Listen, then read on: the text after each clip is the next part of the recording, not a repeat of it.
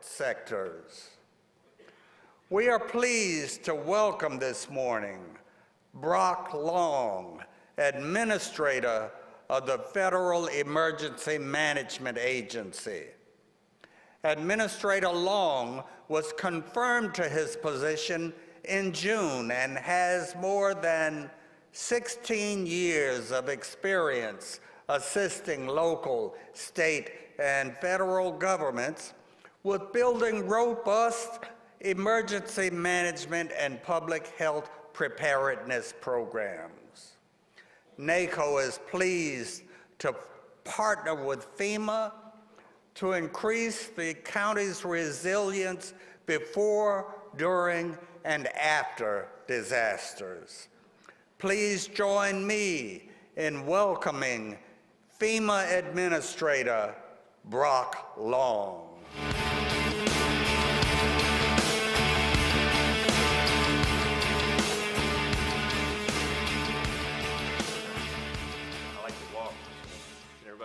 I like the music. Thank you. So folks, I'm Brock Long, FEMA Administrator, and I actually asked to be here to be a part of the agenda because I've been in emergency management for 17 years, and there's three things that I've learned. First, all disasters begin and end at the local level of government. And many times you're going to be hit with things, an overwhelming amount of times you're going to be hit with things where FEMA assistance is not coming to town. Two, I don't care who you are, I don't care what your politics are, what you believe in.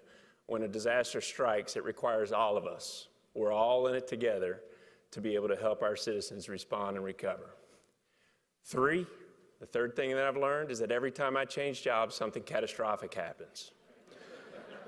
So let me take you through that journey, because the journey that I've been on is actually informing what I want to talk to you about today, which is a new strategic plan that we're going to be unveiling and pushing forward formally in the next couple of weeks. But I want to push forward here because I may ask you to adopt three of the goals that we're putting forward. So I originally, when I graduated, I went to Appalachian State University in Boone, North Carolina. Go Mountaineers. And I had a master's in public administration. And I actually thought I was going to get into city county management. I had two job offers. One was with the city of Asheville. Anybody with the city of Asheville, or Buncombe County, excuse me? I was supposed to be a budget analyst, but then I also got a phone call from the Georgia Emergency Management Agency to go run an innovative school safety program, and this was all pre-Columbine. So I decided to take the job with Georgia Emergency Management, and I've been on an incredible journey ever since.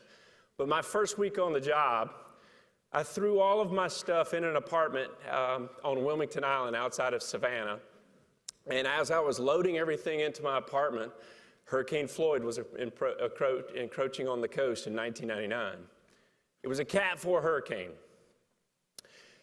Bottom line is that I was loading my stuff into an apartment in one of the most storm surge vulnerable places on the East Coast, and I had no idea. I was fresh out of school. Nobody had ever taught me what a storm surge area was. I didn't have insurance, which is something that we've got to talk about as well. And quite honestly, I always thought that we evacuated for the wind and not the water. I'm that citizen that we've got to work on educating about the true hazards that are specific to different communities. Luckily, I started my job early. After I threw everything in my apartment, I went to the state EOC, to the State Operations Center, and I got to work my first hurricane. It turned out to be one of the largest evacuations in the history of the country because you had people from Florida all the way to Delaware issue evacuations at one point. The next thing is that I was originally hired for school safety. Georgia ranked #1 in violent deaths at the time, if I remember correctly, across the country in school violence. Shortly after we had passed a Senate bill, the state had passed a Senate bill to force schools to have detailed emergency operations plans that were signed off on by the Georgia Emergency Management Agency, coupled with robust training for teachers. Columbine occurred. I interviewed with FEMA Region 4 the first time I went to work for the agency on the morning of 9/11. I was promoted to Hurricane Program Manager, largely in charge of designing evacuation plans for states. I was promoted in 2004, and we had 4 storms in 6 weeks in Florida. If you remember, Charlie, Francis, Jean, and Ivan. In 2005, we had Katrina. I was appointed by Governor Riley in Alabama And during my tenure there in 2009, we led the nation in the most major disaster declarations per state. We had 5 in 1 year. And then in 2010, we didn't have a hurricane, but I got Deepwater Horizon. So the bottom line is, I've been in office roughly 9 months now, and we've had one of the worst disaster seasons so far, so hopefully it's done. But I know enough to know that we've always got to be ready, and we've got a lot of work to do. I'm here to clear up a lot about what FEMA does. I never anticipated this job being on my radar screen. I was fortunate to get the call from the White House to be able to come and do it. And every day I take it very seriously, but I want to inform people truly how complex this agency is and the mission and the great work that it does, but also open up and be honest about where we've got to improve as an agency. But here again, if you're just depending on FEMA to be able to run your disaster and help you recover, that's not the model that I'm striving for. So we're going to talk about that. Let's go to the next slide if we can, or do I have the clicker? Here we go. So FEMA by the numbers, this is today. And these numbers change daily. But I want to put this up there to kind of educate you on how much work is actually being done. Right now we have a little over 21,000 employees, but that number grows. So one of the untold stories about Puerto Rico and Hurricane Maria is that we're very close to being one of the largest employers within the Commonwealth. We've hired roughly 1,300 people. We're most likely going to hire about 1,800 people within the Commonwealth. Not only do we do local hires in Puerto Rico, but we've done them in the Virgin Islands. We've done them in Texas. We did them in California as well as Florida, because I believe that recruiting those who may have lost a job, those who are looking for employment and have been impacted by the disasters, are some of the best people you can hire, because they'll be the most dedicated in putting their communities back together in thoughtful ways. And what we've got to be able to do is figure out how to retain those local hires and their experience in your communities once FEMA's assistance comes to an end. I'm one of the largest insurance policy holders in the country. I have about $1.3 trillion worth of flood exposure. But one of the things that we've learned as a result of 2017 is that Mother Nature does not seem to recognize the flood maps that we produce, and that we've gotten away from the very simple fact that any house can flood, regardless if you're in a map or not. I'm kind of tired of the argument about these maps needing to be changed. Quite frankly, the NFIP program is not operating on a functional, sound basis, and we need Congress to do some work to change the platform in which we operate within, but more importantly, we need to double the amount of insurance coverage across this country. There's 5 million policyholders. We need to get it to 10 if our numbers and analysis are correct, so we have a long way to go. In 2017, we put $20 billion worth of disaster relief funding to work. $20 billion. Your emergency managers are more than responders. Your emergency managers in your counties and your local communities may have to manage tens of millions, if not hundreds of millions of dollars. Are they ready to do that? Are they working closely with your finance directors? Are they working very closely with your procurement officers? Do you know where money comes from? Because it comes from 17 different agencies, not just FEMA. So how do you know what you're entitled to and where that money comes down, and how to put it to work to achieve your disaster response and recovery goals, not mine? My goal is to help support you in achieving your goals, not dictating what your goals should be. Right now, we're working 21 open disasters across this country in 14 different states. It's not just what you see in the news.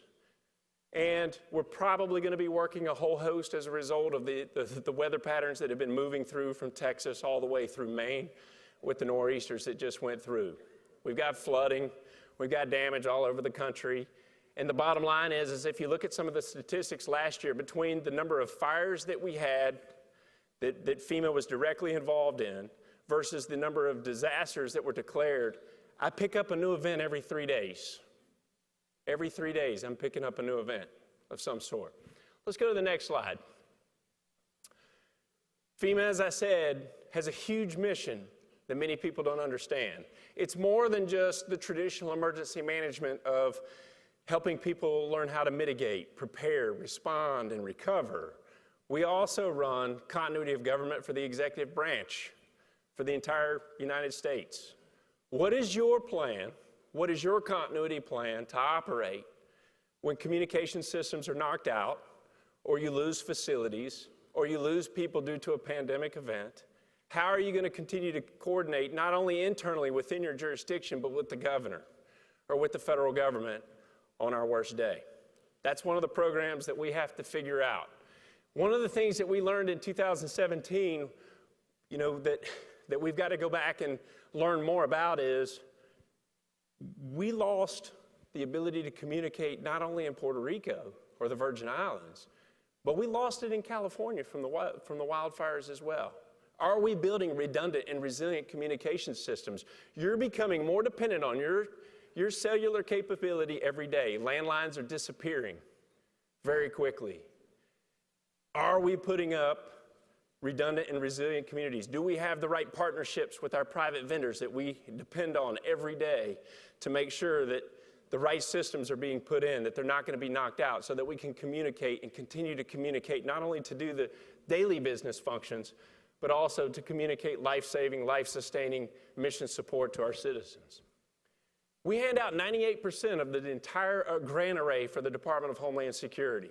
Anything from complex coordinated attacks to other preparedness grants, not just billions of dollars of disaster recovery assistance. It's a huge responsibility.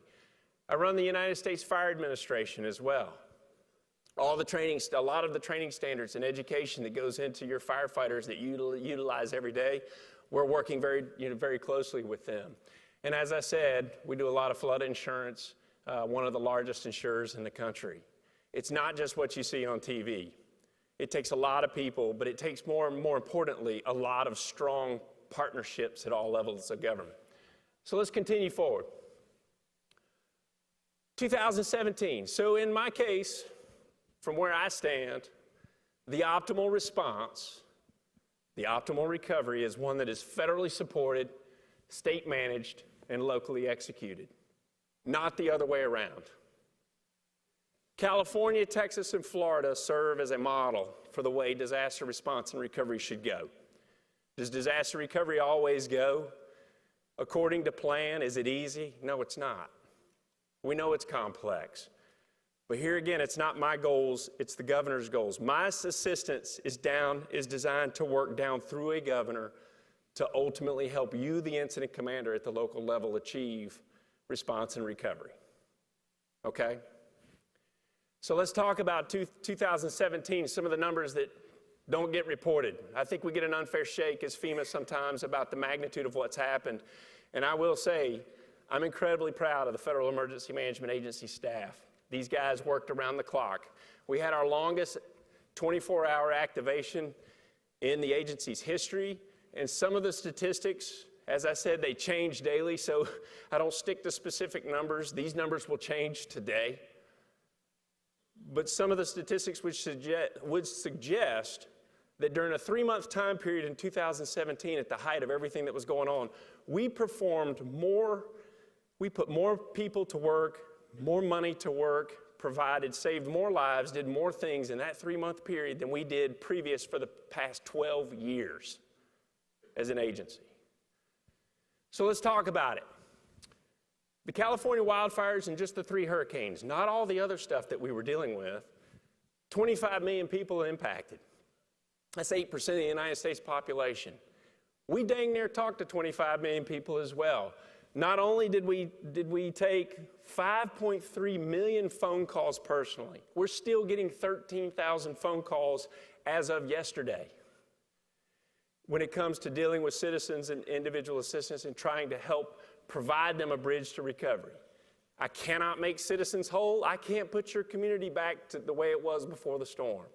But we can provide a bridge to recovery, and we do that. Now, in conjunction with the 5.3 million calls and still getting 13,000 a day, our digital systems, our websites, our disasterassistance.gov, has worked with 14 to 15 million applicants coming through. We're processing so many different high volumes of people and calls and outreach. We had almost 5 million successful registrations with people who are receiving assistance from California to the Virgin Islands. The average amount of assistance that goes to an individual is between $4,000 and $5,000, typically. The most assistance anyone can receive is roughly $33,000. Contracts. We've been in the news about contracts.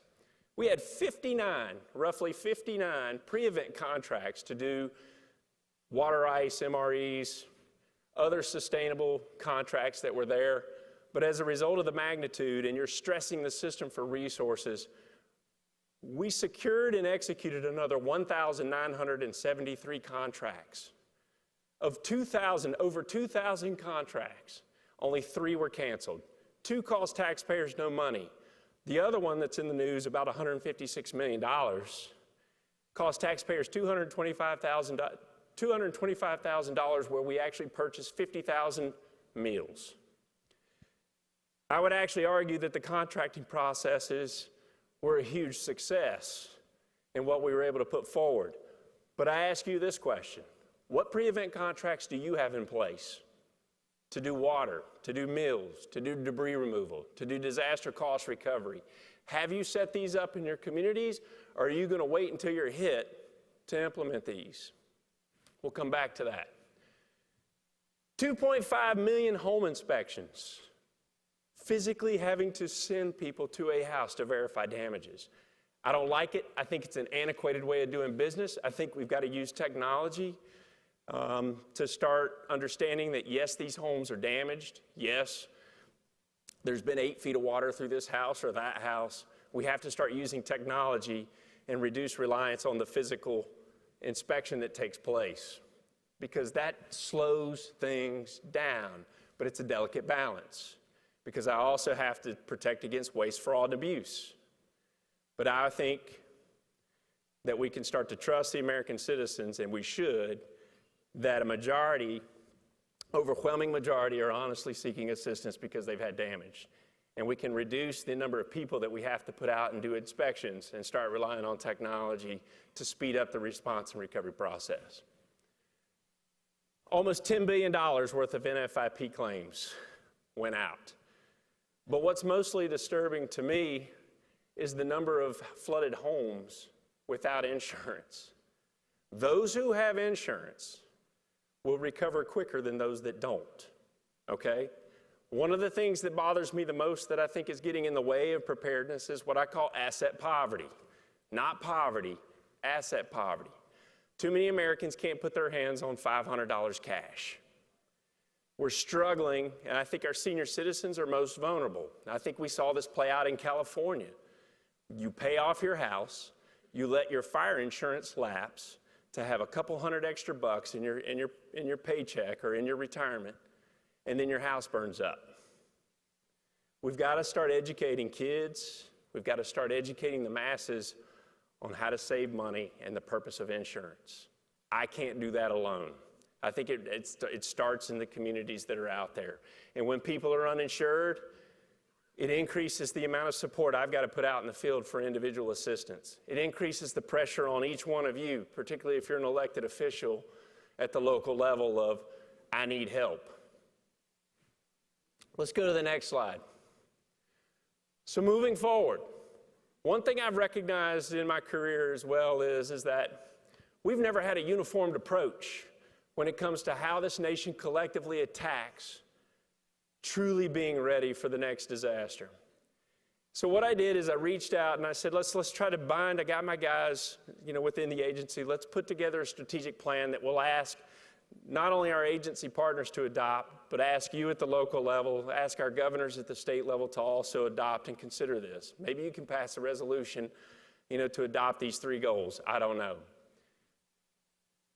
But the bottom line is that we went out to our partners.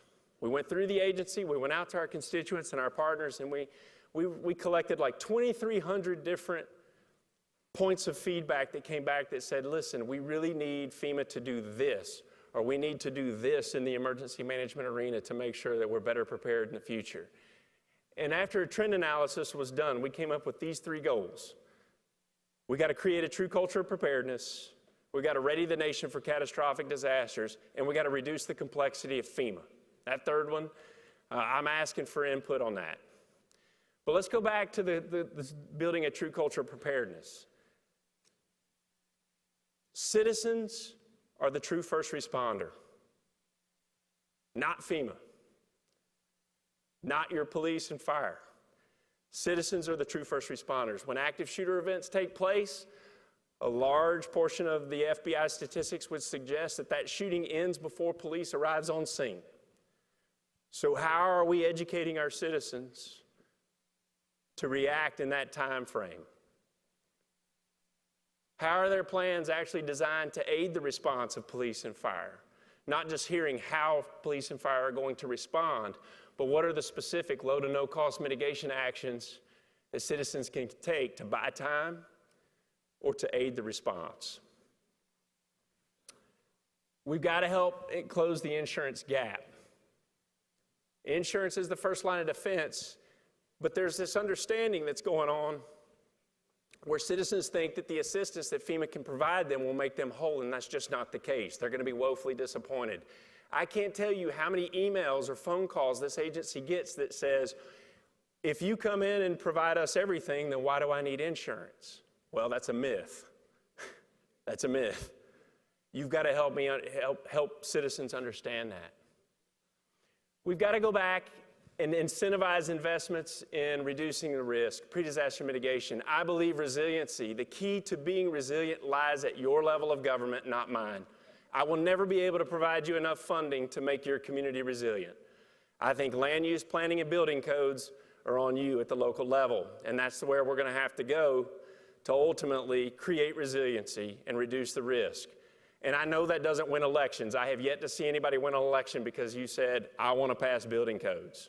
I get it. But ultimately, resiliency is at the local level. I need you to help me overcome that by taking a look at that. And then finally, when it comes back to the citizen, what are the tangible skills that we're teaching them? You know, the American Red Cross and Gail McGovern once told me that 1 in 4 of you right here are going to do CPR in your lifetime. How many of you have done CPR already? How many of you are actually trained to do CPR in this room? So we have to get that number up. We've got to create Boy Scouts and Girl Scouts again. We've got to give citizens tangible skills on what to do in the response. We've got to build a true culture of preparedness within our citizenry. In Alabama, I've got some friends from Alabama. You know who does search and rescue after a tornado goes through your community? You know who's most likely to do search and rescue? Your neighbor. So how do we teach them simple search and rescue? How do we teach people to shut off water valves, gas valves? How do we teach them to do mitigation strategies of their business? Do they have continuity of operations plans with their business? Are they ready to go? Not only their business, but taking care of their homes as well as their neighbor. Neighbor helping neighbor is the most important thing we can do in this country, and we saw that play out very well in Houston when all the flooding took place. Second, ready the nation for catastrophic disasters. We got a lot of work to do for the low to no notice catastrophic event like a New Madrid earthquake or Cascadia or Wasatch Fault, California. I often joke, is it earthquake season? That's a joke. Don't go tweeting that out, gee whiz. But the bottom line is that we've got a lot of work to do. A lot of our systems are set up with 5-day, 7-day notice on doing water ice and MREs. But if you're cut off because of an earthquake and the infrastructure is broken, or whatever it may be, can you do your own life-saving commodities for the first 48 to 72 hours so that it gives the state government and the federal government time to backfill your processes? Or are you waiting for me to come in with water and food alone? Because there's too many fail points in that plan. And I'm just being honest that I'm not so sure we can get to every community in a New Madrid event from the standpoint of providing food and water very quickly. And if we fail in the logistics piece and the response, then your citizens never forgive you and you're going to fail all the way through recovery. So you need to get to your local emergency manager, and you need to make sure that your local emergency manager is properly staffed, properly funded, but also thinking about how you're going to overcome those difficult missions when the state and federal government can't get to your community. Okay?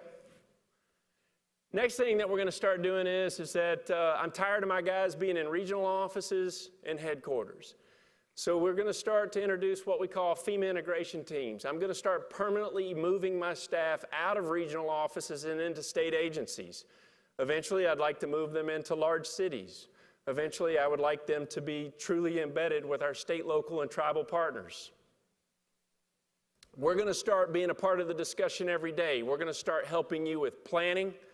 We're going to start helping you with mitigation initiatives, with public outreach initiatives. We're going to start helping you be there. We're going to be there when the response is needed, and also leading you through recovery. We've got to do a lot of planning, particularly around housing. Housing is incredibly difficult. Housing is extremely difficult. So what are the housing plans that you've already implemented in your local government? How are you going to deal with your community when 30, 40, 50% of your housing has been wiped out? Or are you waiting on me to come in after the fact to design a plan on the fly and provide assistance? So what I'm going to start doing is putting my people out into the field in a phased, I don't have all the people in the world, but we're going to phase this out, and we're going to start basically walking through and making sure that we're doing integrated planning. I want to be with you when you're planning, when you're training, when you're exercising, and when you're executing in real life. So it's time for us to move out of our offices and get into yours. The other thing is that we've got to improve continuity and redundancy in communications. A failure in communications will hamper the response all the way through. You need to be working with your private vendors on what they're doing to become more resilient. Finally, reduce the complexity of FEMA. This is simple. I got a lot of things I want to change internally within my organization to better make it run more efficiently and better the utilization of our resources. But more importantly, we've got to streamline systems to better the disaster survivor experience, as well as the grantee, sub-grantee experience. 17 different federal government agencies provide funding with different rules. We got to get that streamlined. It starts with my agency, it starts with others, so we're working on that. Last slide, here's the ask. Let's go to the next slide. I'm being asked to wrap up, so I'm going to go to the last slide. Do you have a disaster reserve fund ready to serve your own citizens if federal support is not coming? Ask your governor. Too many states do not have rainy day funds to provide individual and public assistance to you for the small events that aren't traditionally declared by FEMA. Many of you experience tornadoes or floods or whatever that may be devastating and catastrophic to your local community, but it doesn't meet the statewide threshold to call upon federal assistance. So I ask, and rightfully so, what is the state's rainy day fund versus what is your rainy day fund to be able to help citizens? I realize budgets are tight, mine is too. We've got to set that up. The other thing that I want to say is review your policies before the storm. Do not change your policies on payroll and the way you normally do business after the disaster strikes, or you will get hung up by the Office of Inspector General, and eventually billions and millions of dollars could be deobligated from your community. Do that up front. Work with your local emergency manager and your state emergency management office to make sure that you have revised and evaluated your policies in conjunction with the Robert T. Stafford Act up front to make sure that you don't create mistakes in the back end. Establish commodity capabilities, establish pre-event contracts. I will reimburse you, if done correctly under a disaster, debris contracts up to 75%, as well as disaster cost recovery. You can call in firms to help you manage the funding under management cost. Bottom line is you also need a disaster cost recovery plan. How are you going to assume and track all of the disaster funding that could come and be made available to your community after a disaster? I wish I could spend the rest of the day with all of you. I appreciate what you do. Very thankful to be here, and I actually asked to be here to get on your agenda because we're going to start changing. It doesn't do me any good to just be talking to emergency managers. I have to be talking to community leaders. I want the relationship now rather than meeting you when the disaster strikes.